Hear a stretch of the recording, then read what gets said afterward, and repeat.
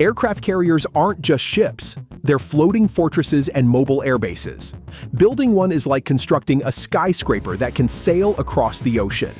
The U.S. Navy's newest carrier, the USS Gerald R.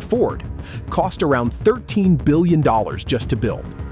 And that's not counting the aircraft, crew, and escort ships that make up a carrier strike group.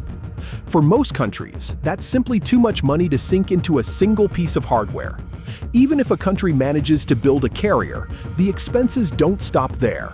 Carriers need thousands of sailors, constant maintenance, and regular upgrades to stay combat ready.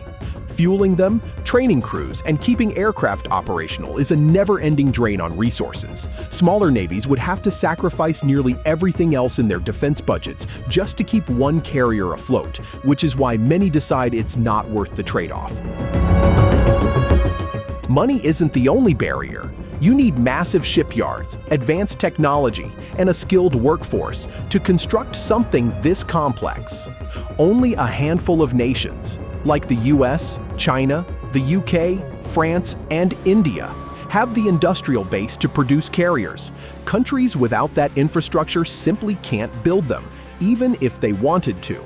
That's why most navies stick to smaller, more manageable ships, like frigates, destroyers, or amphibious assault vessels. Here's the other side of the story. Not every country needs a carrier. The US uses them to project power globally, sending carriers anywhere in the world to show presence or respond to crises. But smaller nations often focus on defending their coastlines or regional waters. For them, submarines, missile systems, or land-based aircraft are cheaper and more practical. Why spend billions on a carrier when you can achieve your defense goals with tools that cost a fraction of the price? Modern warfare has made carriers riskier investments. They're huge, slow, and hard to hide. Advanced anti-ship missiles, long-range precision weapons, and even hypersonic systems make carriers vulnerable in ways they weren't during World War II or the Cold War. Some countries figure it's not worth spending billions on a ship that could be taken out by a relatively cheap missile. That risk, combined with the cost, makes carriers a luxury only a few navies are willing to pay for. Despite all the drawbacks, carriers remain symbols of national power. Owning one puts a country in an elite club, signaling global reach and military prestige. That's why nations like China and India have invested in carriers, not just for military utility, but also for the status that comes with them. Still, prestige alone isn't enough to justify the enormous expense for most countries, which is why the carrier club remains small.